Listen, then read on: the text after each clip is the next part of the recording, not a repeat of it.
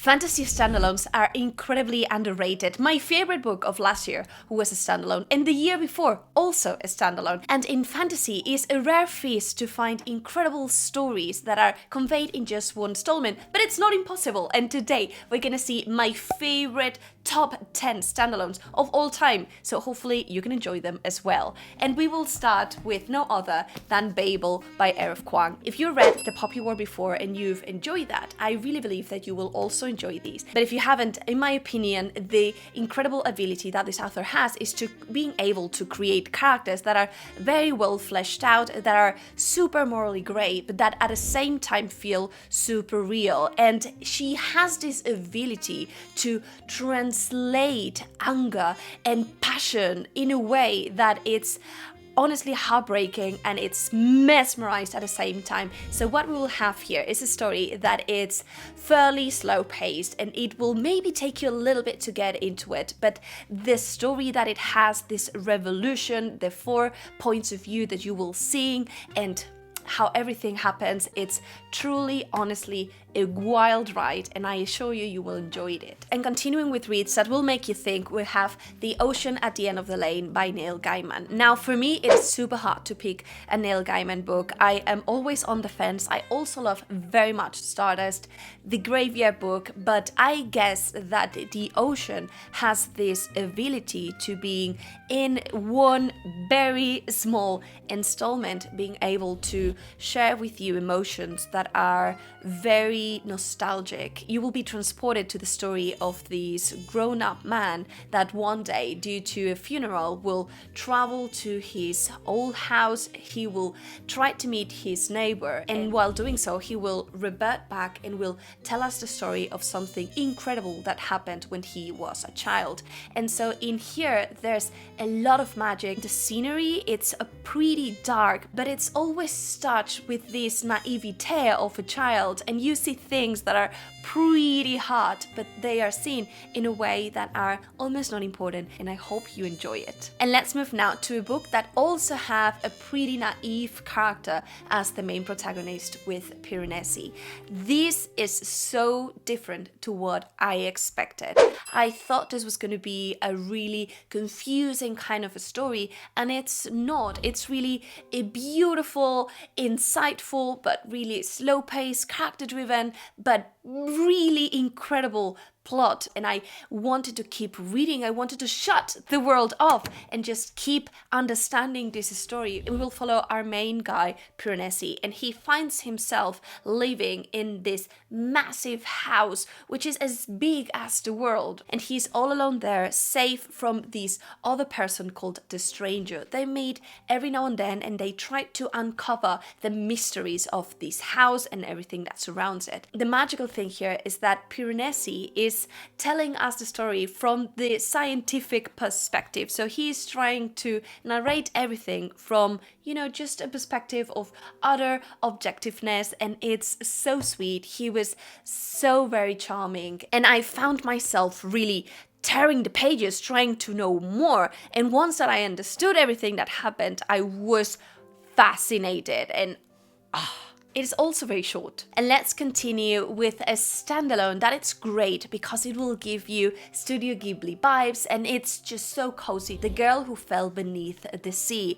In here we'll have a young adult story that feels, yes, naive, yes, young, but at the same time so hopeful. And this story, this setting is what completely steals the show. We will have a lot of folklore, a lot of mesmerizingly beautiful descriptions, and the story, it's so easy to follow. The pace is pretty fast, and although the characters are not super well crafted, you still feel for them really deeply. I read this completely in one day. It is super easy to get into it. It's super easy also to get lost in this story, and we will follow this girl that lives in this village where they are tormented, and every now and then they decide to sacrifice a girl to the sea dragon in order to appease him. And so a twist of events will happen and she will sacrifice herself to this god, and what she will find is that at the bottom of the sea there's this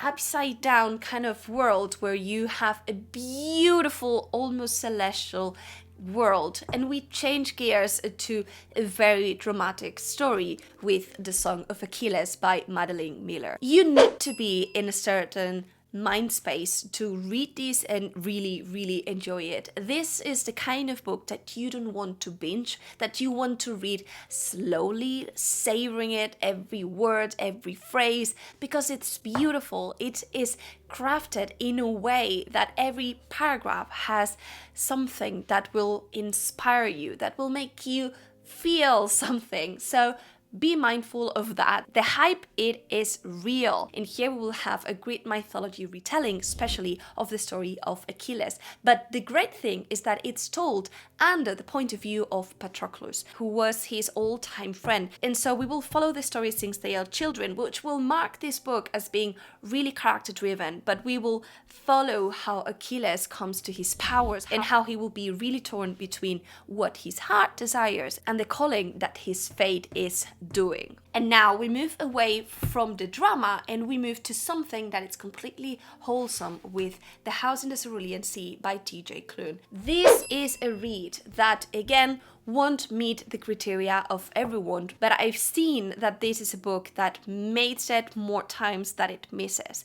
For me, this was incredible because it is hopeful. At the same time, it has a dark, satiric kind of humor, which is 100% my kind of humor, and I adored it. We follow at the same time adults and children, which made it from an incredible cast of characters to follow, and also the story was very much magical, and it really felt as a happy read with some bittersweet moments that just intensify that sensation. In here we will follow this character that is a workaholic, and so he is in charge of taking care of the magical children in the different orphanages. And one day he will receive this mission of going into this house and have a look at these different children that are supposed to be the most dangerous children out there. He will indeed be surprised by the devil, a little werewolf, a sprite. It is very charming and again very easy to read. And of course I needed to include a Sanderson book in here, and especially I want to highlight Warbreaker.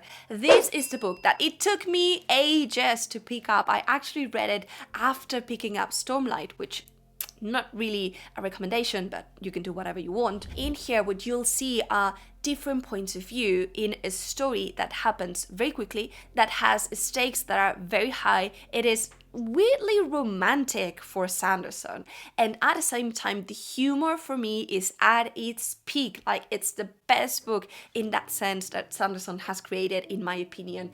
We will follow also an incredible magic system where people will have breaths, and in this world those breaths can be accumulated, and the more breaths that you have, you are more powerful. But these breaths are almost like pieces of soul, and it allows you to see and manipulate things. In here we will follow three main points of view. The first ones are of these two sisters whose fate will be completely torn, and the other one will be one of these gods that live within this realm of gods. If you died heroically, you might come back to life and you be almost as a god. The thing is that this character does not believe himself to be a god, and it's so humorous and so incredibly funny how he tries to outmaneuver his followers. Of course, a war is supposed to be unraveling, and the fate of these different characters will be entangled. There's also a sentient sword that it's only seeking death, and it's a read that I really recommend. It's unforgettable. And before we go to the standalones that I mentioned were my favorite last year and the year before, we have Ace of Spades, and it has been pitched as being the perfect blend between Gossip Girl and Get Out the movie, and I really agree. We will follow the story of these two characters that are studying 1 year more at college, and they will quickly find that things are pretty array. This is the kind of narration that you won't be sure if things are happening or if it is your imagination, if the narrator is unreliable or not, and it's at its core a mystery to be solved, because we will start to see how the dirty secrets of these two characters are going to be shared with everyone, and how their status will be slowly but surely changed. The weird thing in all of this is that they are the only black students in this school. So are these secrets placed there in a strategic way. We shall see. And let's move now to my favorites, starting with Sword of Kaigen. This book, it's probably one of my favorites of all time, standalone or no. I think it is great fantasy with incredibly unforgettable characters, with a magic system that it's very fascinating, and with scenes that are actually mind-blowing. There are action moments that for me rival the Sanderlanche moments, those final pages that Sanderson creates. And in here we will have a little bit of a different pace. The book won't unravel as you expect, but I promise you that it is worth it. It's probably the book that has made me cry more in my whole life, and maybe because of that it's a favorite. We will follow the story of a mother and a son, which is also pretty unique, and they are part of the Matsudas, this family that live in Kaigen, this last part of land that really remains with the ways of the samurai, and they are the only ones that can avoid an invasion in case this happens. We will see elemental magic, which for me, I just love it. It's my favorite soft magic system, and I tell you, there are some lines which I will never in my life forget. Just thinking about them again almost make me cry, make me have these massive goosebumps, and cannot really recommend enough. And my favorite book of last year, and an incredibly underrated standalone and author that is Guns of the Dawn by Adrian Tchaikovsky. So in here we have a story that it's very low on magic, and that it's way more a Jane Austen kind of book. It's very much a Pride and Prejudice kind of story, with our main girl going into war. And this story will begin